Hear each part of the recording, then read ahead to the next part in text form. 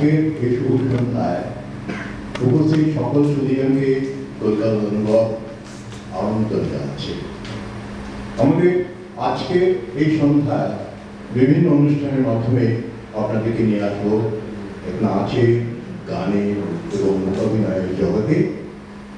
আমাদের কলকাতার এক বিখ্যাত নৃত্যশিল্পী শ্রীমতী বিজয়া দত্ত দাস, তিনি তার নিবেদন এবং কৃষ্ণা দত্ত তার নিবেদন আমাদের আজকের অনুষ্ঠান। আমাদের আজকের অনুষ্ঠান উদ্বোধনের জন্য আমি নিয়ে আসছি শ্রীমতী মীনাক্ষী চতুর্বেদীকে। মীনাক্ষী চতুর্বেদী আমাদের এখানে একটি নৃত্য পরিবেশন করে আমাদের অনুষ্ঠানের উদ্বোধন করছেন। মীনাক্ষী চতুর্বেদী, আমি কৃষ্ণা দত্তকে অনুরোধ করবো ওকে বরণ করে নেওয়ার জন্য।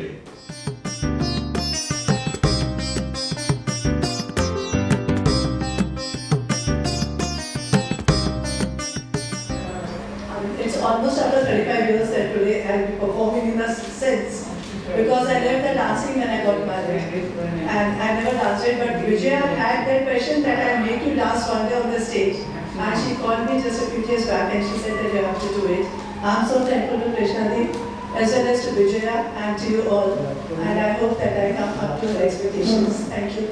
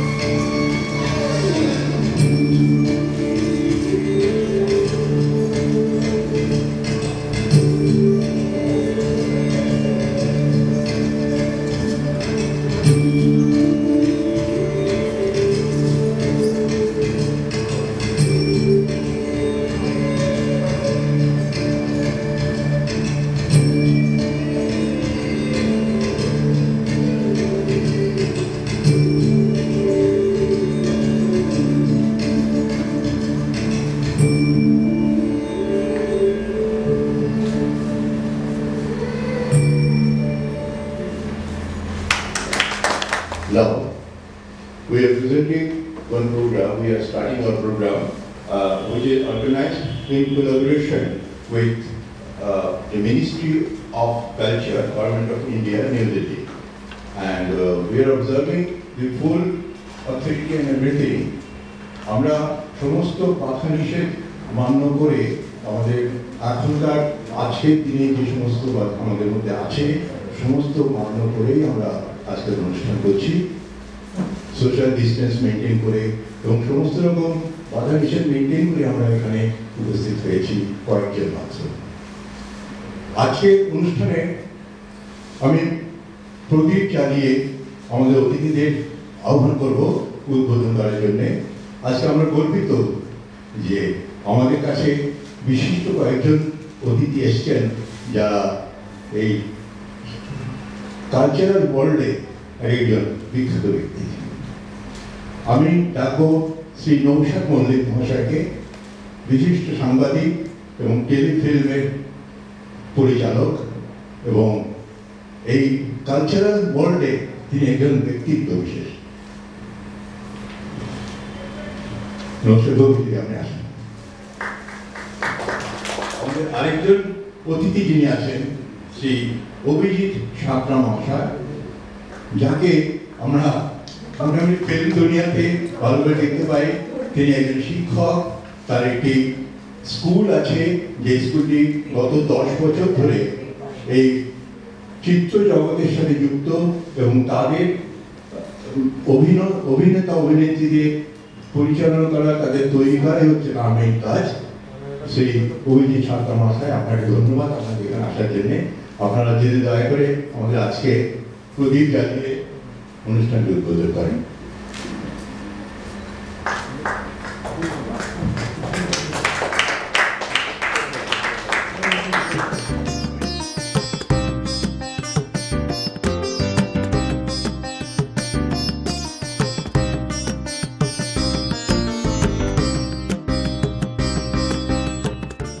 এবং অভিজিৎবাবু, আপনাদের আবার একটু অনুরোধ করছি আপনারা এটি আমাদের মঞ্চে আসন গ্রহণ করেন। পরবর্তী কাজ হচ্ছে আপনাদের বরণ করে নেওয়া।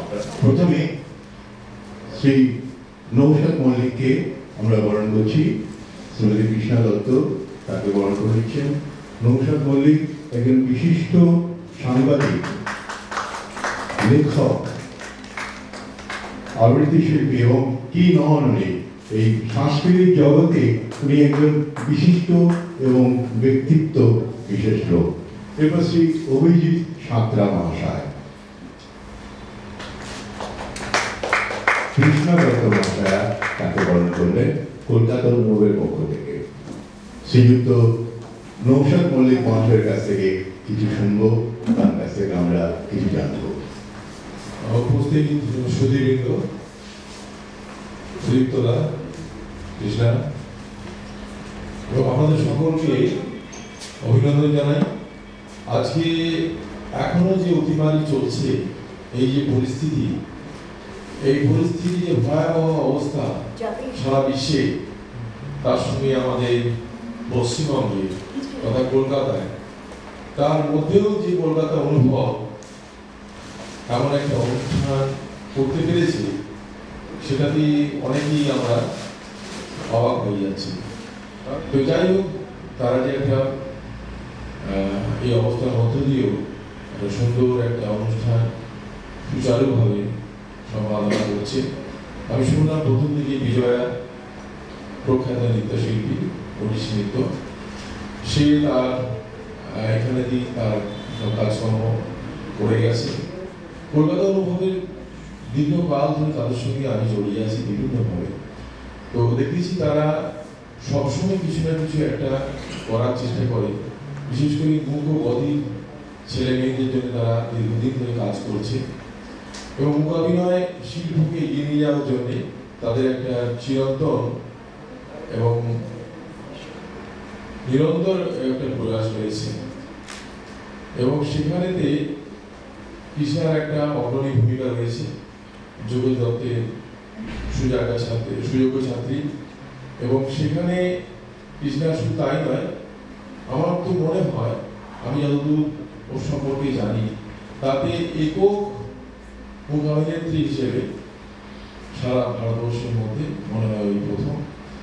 তারপরে আর এখন আমি জানি না যে আরও কেউ হয়েছেন কিনা মহিলা মূকাভিনেত্রী, আরও বিশেষভাবে আমাদের পশ্চিমবঙ্গে, আমাদের কলকাতায়।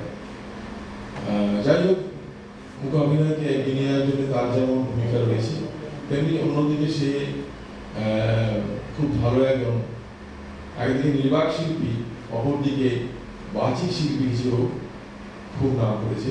আমার সঙ্গে আমাদের যে শ্রুতি নাটকের যে আমরা করি আর কি দেশে বিদেশে, তার সঙ্গে কৃষ্ণা তার একটা অগ্রণী ভূমিকা রয়েছে। আমরা এই পুজোর পাককালেও একটা ইউটিউব চ্যানেলে আমরা অনেকগুলো শ্রুতি নাটক করলাম। যাই হোক, আজকের এই অতিমারী অবস্থার মধ্যে দিয়েও তারা যে অনুষ্ঠান করছে এবং শিল্পকলাকে বাঁচিয়ে রাখার জন্য তাদের যে প্রয়াস, তাকে আমি অভিনন্দন জানিয়ে আমার বক্তব্য শেষ করছি। নমস্কার। এবার আমি অনুরোধ করবো শ্রী অভিজিৎ সাঁতরা মহাশয়ের কাছে, তার কাছে কিছু শুনতে চাই। নমস্কার, শুভ বিজয় সকলকেই। আমার institute IC film and television ইনস্টিটিউটের পক্ষ থেকে অনুভবের সকল সদস্যবৃন্দর কাছে আমার শুভ বিদায়। প্রথমে দিদি যতবারই ডেকেছে ততবারই আসার মন টানে, যার ফলে কৃষ্ণাদির কথা ফেলা যায় না, তাই বারে বারে ছুটে আসতে হয়। দিদি যে কাজটা গোড়া থেকে করে আসছে সেই ক্ষেত্রেও আপনারা সকলে জানেন, যারা মুখোমুখি রয়েছে, যাদেরকে নিয়ে এই মুখাভিনয় শিল্পটাকে এখনো পর্যন্ত সেইভাবে সমাজে প্রতিষ্ঠিত করে রাখতে পারা হয়েছে। গত বছরও আমি একটা ওনারই অনুষ্ঠানে বলেছিলাম, যেভাবে উনি কাজ করে যান, আসল কথা কি বলুন তো, যে গুরু পাওয়াটা খুব ভাগ্যের কথা, সহজে তো গুরু পাওয়া যায় না। তবে আজ যারা যারা এই অনুভবের ছাত্রছাত্রীরা যারা রয়েছে তারা হয়তো খুব ভাগ্যবান, তাই কৃষ্ণাদির মতন গুরু পেয়েছে। তাই এই বিজয়াদশমীর প্রাকালে আমার শতকোটি প্রণাম কৃষ্ণাদির প্রতি। এবং আমার যে ইনস্টিটিউটের কথাটা বলা হচ্ছিল, এই ইনস্টিটিউটটায় 10 বছর ধরে আমরা যে কাজ করে থাকি, সেখানে মেন্টর হিসেবেও কৃষ্ণাদি রয়েছেন আমাদের সাথে। কারণ আমি মনে করি, আমি তোমাকে ভালোবাসি এই কথাটা সহজে অভিনয় করে বলাটা যতটা সহজ, তার থেকে অনেক বেশি শক্ত মাইন্ডে বলা। আমি কৃষ্ণাদিকে আগের দিন রাত্রিবেলা ফোন করে বলি, দিদি একটা রোল রয়েছে, বলতে ইতস্তত হচ্ছিল যে একটা ভিখারি নিয়ে রয়েছে, কোনো ডায়লগ নেই দিদি। বলে হ্যাঁ করবো।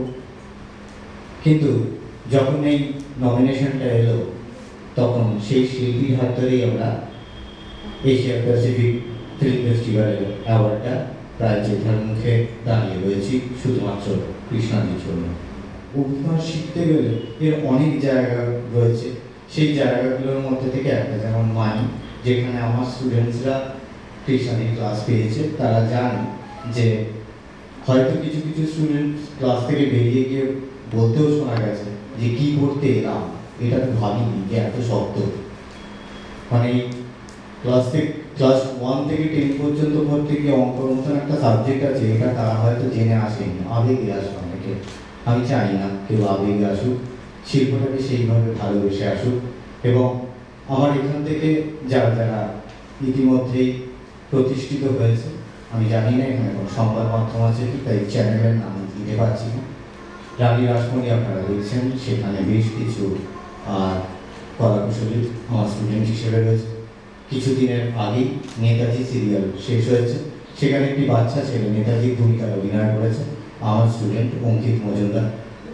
এখনো পর্যন্ত বেশ কিছু স্টার জলসায় অনুষ্ঠিত হয়ে গেছে একাদশের নিচে, সেখানে রুহুল আনন্দের ছেলে কৃষ্ণাদি স্টুডেন্ট হিসেবে ছিল, তারাও বিভিন্ন জায়গায় কাজ করছে। প্রথমে যেটা দিয়ে শুরু করেছিলাম আবারও শেষ করছি, সেটা দিয়ে গুরু পাওয়া খুব ভাগ্যের দরকার।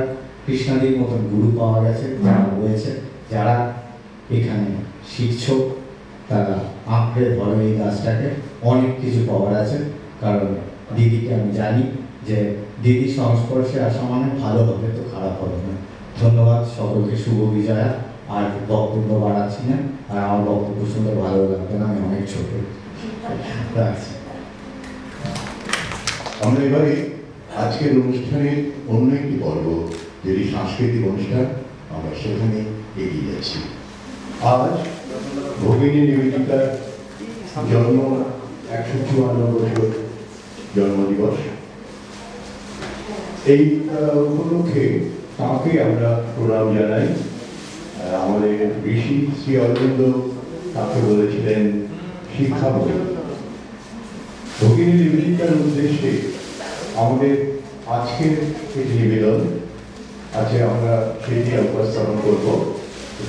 The Eternal Journey of Sister Nivedita.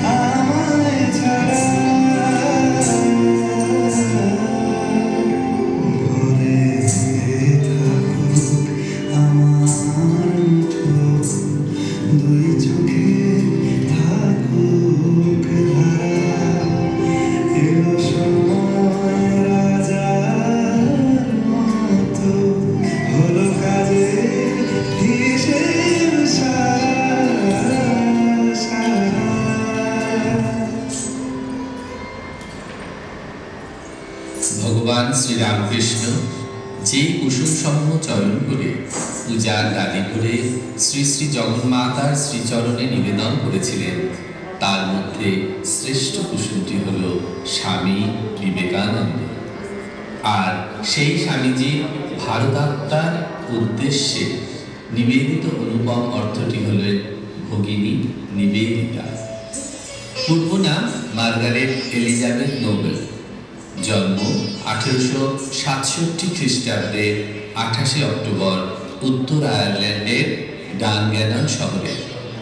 1895 সালে লন্ডনে একটি সভায় ভারতের স্বামী বিবেকানন্দের কথা শুনলেন। হিন্দু ধর্ম এমন এক জনগণের ধর্ম যা কখনো বর্বরচিত অবস্থায় ফিরে যেতে পারে না এবং যার সঙ্গে শিক্ষার কোনো দ্বন্দ্ব নেই। ধর্ম সম্বন্ধে আপনার অমুক বাণী তৃষ্ণার্তের কাছে যেন জীবনদায়ী পানীয়। কিন্তু আমি নারী, আমার কি সাধ্য? সকল দেশেই জাতি তার পবিত্রতা ও বীর্য, এই দুই মহাসম্পদ রক্ষার দায়িত্ব নারীর উপরই দিয়ে এসেছে, পুরুষের উপর নয়।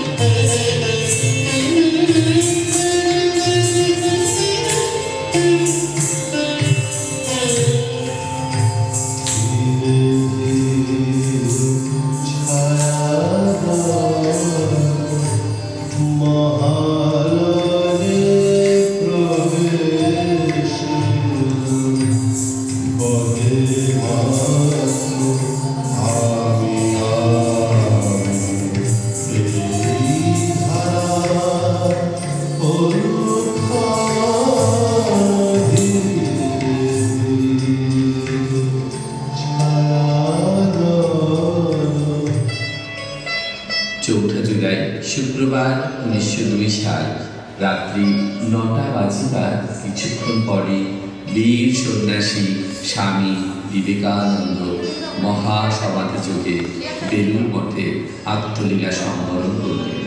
জপমালা হস্তে সমাধিমগ্ন আচার্যদেব চিরপ্রশান্তি পুরলে সুপ্ত।